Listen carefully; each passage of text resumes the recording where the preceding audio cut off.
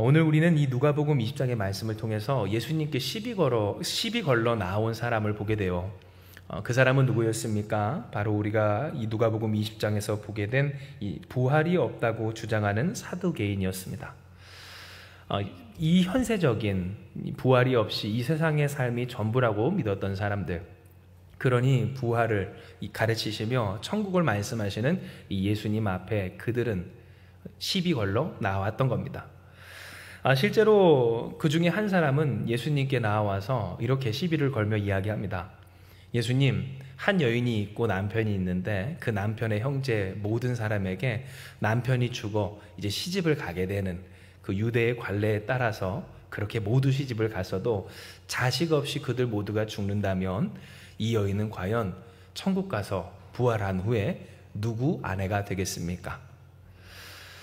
이것을 통해 예수님은 실제로 그러한 이 부활의 논쟁의 그 결론을 내리셨는데요. 특별히 오늘 이와 같은 말씀을 우리는 이 누가복음 20장의 말씀 속에서 보게 될 수가 있는 겁니다. 그런데 우리가 오늘 이 말씀에서 하나님께서 우리에게 허락하여 주시는 그 은혜, 곧 죽어도 우리의 하나님이시다라고 하는 메시지를 볼 수가 있는 것은 실상 이 사두개인이 걸고 넘어졌던 부활이 없다라고 하는 이 부활 논쟁의 이 시비와 또한 문제는 오늘 이와 같은 물음은 우리 예수 믿는 사람들에게서도 우리가 은연중에 갖고 있는 내용이기 때문에 그렇습니다. 이에 우리가 같이 말씀을 볼 때 누가복음 20장 27절의 말씀, 오늘 그 말씀 속에서 우리는 그러한 그들의 문제가 우리의 문제이기도 하다라는 것을 알 수 있는 그 근거를 보게 되는데, 이에 우리가 같이 한번 말씀을 봅니다. 시작. 부활이 없다고 주장하는 사두개인 중 어떤 이들이 와서. 아멘. 오늘 이 말씀 속에서 여러분, 우리는 무엇을 볼 수 있습니까? 바로 부활이 없다라고 믿는 사람들이 하나님의 백성 중에 자칭 하나님을 믿는다고 하는 사람들 중에 있음을 우리는 보게 된다라는 겁니다. 진정 우리가 이 신앙생활을 하고 또 예수님을 믿으며 겪게 되는 여러 가지 일들 가운데 우리가 보이게 되는 우리의 믿음의 현재, 우리의 믿음의 수준, 오늘 그것은 우리가 진정 부활이 있는 자들처럼 살아가느냐로서 보여지는 그러한 모습들에 있다고 해도 과언이 아닐 겁니다. 지금 어떤 문제가 우리 가운데 찾아왔습니다. 그리고 그 문제를 우리가 대처하며 살아갑니다. 문제 속에서 어떠한 선택을 하고 또 어떠한 중심을 가지고 목표를 설정해서 나아가느냐, 오늘 이것이 우리가 무엇을 기반으로 어떠한 믿음으로 살아가느냐를 보여주는 일이다라고 하는 것이죠. 그런데 때로 신앙인들조차도 마치 이 사두개인들처럼 부활이 없다라고 믿는 것처럼 보이는 그러한 삶을 살아갈 때가 있습니다. 당장 이것이 없으면 내 삶이 이어질 수가 없고 이게 끝나면 나는 끝이다 라고 하는 모습들이 바로 그와 같은 모습이다 라고 하는 겁니다. 이에 우리가 한번 되돌아보면 과연 우리는 어떠한 믿음의 사람들인가 한번 살펴볼 필요가 있습니다. 왜냐하면 우리 또한 어떻습니까? 어떠한 일이 끝났을 때 하나님 이거 없으면 나 죽어요 할 때가 있고요, 하나님 이거 안 되면 우리 끝이 납니다 라고 할 때가 있기 때문입니다. 하다못해 죽어도 여한이 없다라고 하는 세상 말도 있는데, 죽어도 변함이 없을 거다, 우리가 오늘 설교의 제목처럼 죽어도 우리 하나님이 신대, 그런데 그 하나님 앞에서 이야기하길 그러한 죽음이 내게 오지 않도록 하나님 이와 같은 일들을, 이와 같은 문제를, 이와 같은 어떠한 목표를 이루어 주시옵소서. 문제의 메인 그 모습들을 우리는 우리 스스로의 모습과 어떤 이 세상의 신앙인들의 모습을 통해 보게 된다라는 겁니다. 진정 사두개인, 오늘 그들이 이 예수님 앞에 가지고 왔었던 이 부활 논쟁의 핵심은 실상 부활이 있다 없다, 혹은 그 부활의 논쟁을 이제 꺼리로 시비를 거는 그 내용처럼 누구의 아내가 될 것이냐, 천국 가서는 그 관계가 어떻게 될 것이냐 하는데 그 중점이 찍혀 있지를 않습니다. 왜냐하면 사실 이 사두개인들이, 그리고 사두개인 중에 어떤 이들이 예수님께 나와서 준비한 질문, 그 질문으로 예수님께 시비를 걸 때 결국 그들이 예수님께 물었던 이 질문, 부활이 없다라는 의미에서 했던 이 질문의 핵심은 그들이 가장 이 세상을 살아갈 때 가지고 있었던 그들의 목표의식, 또 그들의 가치관, 그리고 그들의 관심사를 대변해주는 내용이기 때문입니다. 즉 무슨 말입니까? 오늘 성경이 우리에게 기록한 바, 그들은 무엇을 이야기하죠? 누구의 아내가 될 것인가? 이 한 사람이 누군가 어떤 여인과 결혼을 하여 그 여인이 남편을 잃게 되었을 때 유대 법에 따라서 그 남편의 동생들과 하나 결혼을 하다가 그 7이 완전히 다 죽고 그 여인도 죽게 되었을 때 이 여인은, 그리고 그 여인이 물려받아야 할 재산은 누구의 것인가를 놓고 묻는 이 사두개인의 질문 속에서 우리는 무엇을 보게 돼요? 이 사두개인의 가치관과 관심사, 곧 결국 재산권 싸움, 상속권 싸움, 이 현실에서 무엇을 가지고 어떠한 소유권을 주장하며 어떠한 권리로서 살아가는지에 관심이 있었던 오늘 그들의 관심사, 그들의 목표의식을 우리는 보게 된다는 겁니다. 실제로 사두개인은 앞서 여러분께 말씀드렸던 것처럼 부활이 없다라고 믿는 사람들이었습니다. 그러니 그들에게 더욱 중요한 것은 현실에서 무엇을 가지고 살아가느냐, 오늘 이것이 그들에게 가장 중요했습니다. 내가 어떠한 삶을 영위하면서 살아가는가, 어떠한 권한, 어떠한 권리, 어떠한 권력을 가지고서 그것을 휘두르며 살 수 있는가에 따라서 하나님이 그와 함께 하시는가 아닌가, 하나님의 은혜와 축복이 그들 가운데 있는가 아닌가를 계산하며 가늠하는 사람들, 그러니 그의 삶 가운데 어떠한 문제가 생기고 그들이 어떠한 결손을, 그래서 결핍을, 또한 어떠한 것을 잃어버리는 그러한 것들을 그 어려움을 겪게 될 때 오늘 그만큼의 하나님의 은혜를 빼앗겼다라고 생각하고 계산하는 사람들, 그들이 바로 이 사두개인들, 부활이 없다라고 하는 사람들의 정체였다고 하는 겁니다. 이에 그들이 예수님께 와서 했던 질문, 도대체 누구의 아내가 될 것입니까? 천국에 갔을 때는 이 엉망진창인 관계, 말하자면 진짜 그 아침 드라마보다도 더 심각한 이 관계를 어떻게 푸실 겁니까? 즉 부활이 가당키나 논리적으로 가능한 일입니까? 라고 묻는 오늘 그들 질문 속에 사실 그 가운데는 무엇이 숨어져 있습니까? 그들이 어떠한 이 삶의 기준으로, 원칙으로, 법칙으로 살아가는지 우리는 보게 됩니다. 즉 당장 오늘 이 말씀은 이 사두개인들이 예수님께 부활이 없다라고 시비 걸기 위해서 그 부활의 논쟁거리로서 오늘 우리에게 그때는 천국에는 아내도 남편도 없는 그런 하나님의 나라의 새로운 법으로서 통치가 될 거다라는 지식만 전달해 주는 내용이 아니라 우리로 무엇을 돌아보게 할까요? 사두개인과 같이 부활이 없는 것처럼 문제에 매이고 현실에 매이고 내가 죽게 된다면 혹은 죽게 될 위기에 처한다면 하나님은 나의 하나님이 아니고 나도 하나님의 백성이 아니게 된다라고 하는 위기감 가운데 빠져 살아가는 우리를 깨닫게 하시는 하나님의 은혜의 말씀이라고 하는 겁니다. 진정 예수님은 오늘 우리에게 무엇을 보게 하십니까? 히브리서 2장 13절에서 16절의 말씀에 이러한 주님의 은혜를 허락해 주십니다. 이에 우리가 같이 한번 히브리서 2장 13절에서 16절의 말씀을 읽습니다. 시작. 또다시 내가 그를 의지하리라 하시고 또다시 볼지어다 나와 및 하나님께서 내게 주신 자녀라 하셨으니 자녀들은 혈과 육에 속하였음에 그도 또한 같은 모양으로 혈과 육을 함께 지니심은 죽음을 통하여 죽음의 세력을 잡은 자 곧 마귀를 멸하시며 또 죽기를 무서워함으로 한평생 매어 종로로 타는 모든 자들을 놓아주려 하심이니 이는 확실히 천사들을 붙들어 주려 하심이 아니요 오직 아브라함의 자손을 붙들어 주려 하심이라. 아멘. 말씀하십니다. 자, 이 내용이 오늘 우리가 읽은 본문과 어떤 상관관계를 지니는가 했을 때 설명을 드리자면 이런 겁니다. 예수께서 우리에게 허락하여 주신 바 우리를 구원하신 하나님의 은혜, 곧 예수님의 은혜는 어떠한 은혜입니까? 우리를 자녀라 하시는 은혜인 줄 믿으시길 바랍니다. 그런데 오늘 그 자녀라고 하신 하나님의 은혜는 어디까지 우리에게 실제적인 그 변화를 있게 하였는가 보면 자녀들은 어디에 속했대요? 혈과 육, 곧 이 육신에 속하였음에 그도 또한 같은 모양으로 누가? 예수께서 혈과 육을 함께 지니심은 중요해요.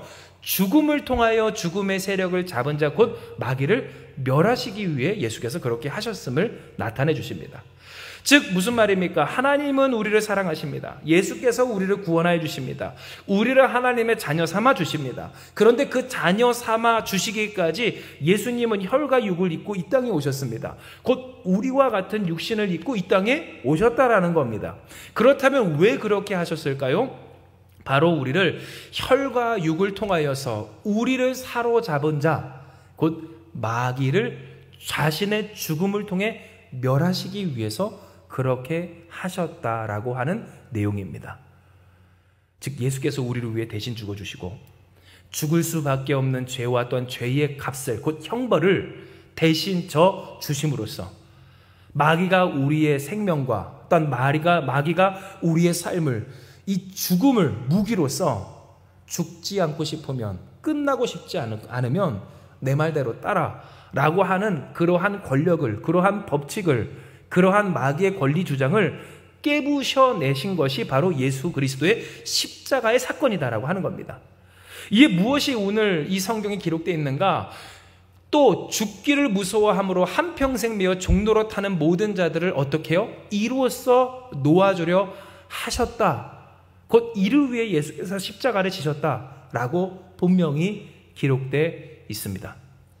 즉 예수님의 궁극적인 목표, 우리를 하나님의 자녀로서 회복되게 하여 주실 때, 그렇다면 자녀된 권세는 무엇인가 우리가 정리할 때 확실히 천사를 붙들어 주려 하심이 아니요 오직 아브라함의 자손 곧 하나님의 자녀된 우리들을 하나님께서 붙들어 주심으로써 죽기가 무서워, 죽음이 무서워, 죽을까 무서워, 그러므로 그 죽을 수도 있는 문제에 매여 문제가 무서워 살고 위기가 무서워 살고 어려움이 무서워 사는 한평생 종로로 타는 우리들을 자유케 하시는 하나님의 은혜가 바로 예수께서 우리에게 허락해 주신 은혜임을 말씀하여 주신 겁니다. 즉 여러분 누가복음 20장의 이 말씀이 오늘 이 히브리서 2장의 말씀과 함께 읽으며 우리가 묵상되어져야 하는 까닭은, 여러분 이 누가복음 20장에는 누가 나타납니까? 사두개인이 나타나고, 사두개인은 어떠한 사람이었습니까? 부활이 없다라고 믿는 사람이었으며, 부활이 믿는 사람들에게는 어떠한 특징이 있습니까? 현세에 매여 있다는 특징이 있고, 현세에 매인다는 것은 무엇입니까? 그렇게 될까봐 그 일로 말미암아 살아가는 특징이 있음을 우리에게 알게 하여 주기 때문입니다. 즉 하나님 이러시면 나 죽어요. 죽게 되면 나는 끝입니다. 그러니 그 문제가 우리 가운데 문제대로 이루어지지 않도록, 그 문제로 말미암아 우리가 죽음과도 같은 상황에 이르지 않도록 마귀가 조종하는 대로, 곧 문제가 펼쳐지는 대로 상황이 몰려 우리를 이끄는, 인간을 이끌어가는 대로 이끌리지 않는 삶을 살으라고 주님은 오늘 우리에게 이 누가복음 20장의 말씀을 통해 무엇을 이야기하세요? 그곳에는 이 세상의 자녀들 장가들하고 시집도 가되 저 세상과 및 죽은 자 가운데서 부활함을 얻기에 합당히 여김을 받은 자들은 장가가고 시집가는 일이 없으며 다시 죽을 수도 없나니 이는 천사들과 동등이요 부활의 자녀로서 하나님의 자녀임이라 말씀하여 주신 바. 우리에게 무엇을 깨닫게 합니까? 하나님이 우리를 하나님 나라의 새로운 법으로 통치하여 주시기에 사두개인과 같은 사람들, 곧 이 세상의 것들이 너무나도 중요한 사람들, 그러니 이것은 이것과 짝을 이루어야 하고 결혼한 그 관계가 중요하고 어떤 그 재산이 중요하고 지위가 중요하고 나의 형편과 수준이 중요한 사람들에게 주께서 말씀하여 주시기를 이러한 것들이 중요한 것이 아니라 그 나라, 하나님의 나라는 어떠한 나라? 하나님의 말씀으로 이루어질 나라를 주께서 말씀하여 주시며 하나님은 어떠한 하나님? 산자의 하나님이심을 이야기해 주신 겁니다. 이에 여러분 오늘 하나님은 우리에게 이 누가복음 20장의 말씀을 통해 깨닫게 하여 주십니다. 하나님은 어떠하신 하나님? 죽어도 우리의 하나님이심을. 이는 여러분 성경에 우리에게 무엇을 기록하고 있습니까? 우리 누가복음 20장 예수께서 하신 그 말씀을 다시 한번 볼 때 여러분 37절부터 38절까지의 말씀 우리가 같이 한번 봉독해 봅니다. 우리 같이 읽습니다. 시작. 죽은 자가 살아난다는 것은 모세도 가시나무 떨기에 관한 글에서 주를 아브라함의 하나님이요 이삭의 하나님이요 야곱의 하나님이라 칭하였나니 하나님은 죽은 자의 하나님이 아니요 살아있는 자의 하나님이시라.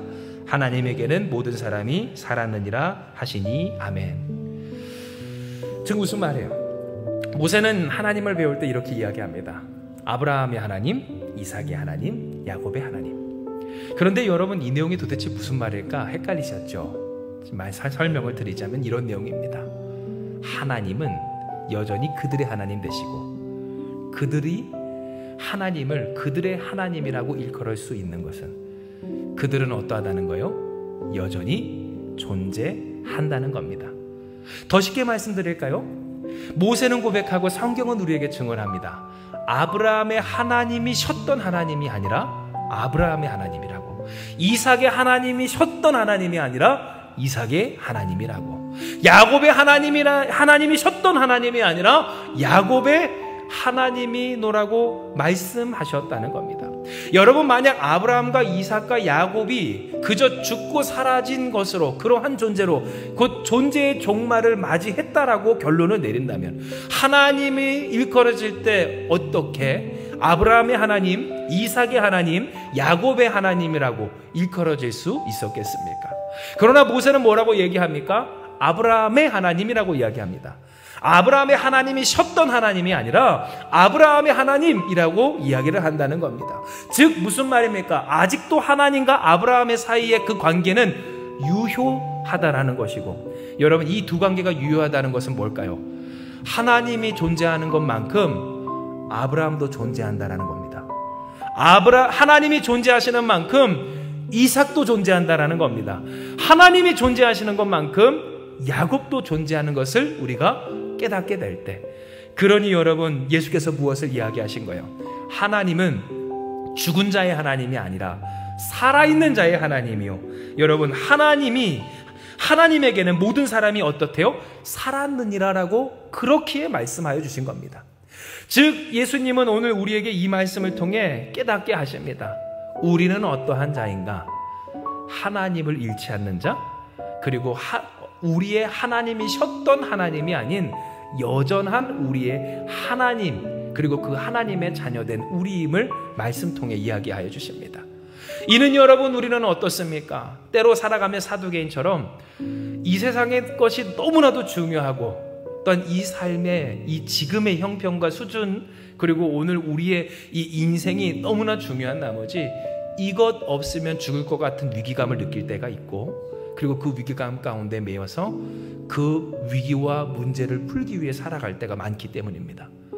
하나님 나 이것 없으면 죽습니다. 나 이렇게 되면 못 삽니다. 당장 오늘 이와 같은 말들, 하나님께 부르짖었던 그 기도의 고백들, 우리뿐만 아니라 수많은 신앙인들이 하는 오늘 이 고백 가운데 우리가 깨달을 수 있는 바, 여러분 우리는 너무나도 취약해서 어때요? 마치 부활이 없는 사람들인 것처럼, 이 삶이 전부인 것처럼 문제, 상황, 환경, 여건 혹은 조건들에 매여서 그렇게 살아갈 때가 많다라는 겁니다. 그리고 진정 오늘 그와 같은 모습을 보면 맞습니다.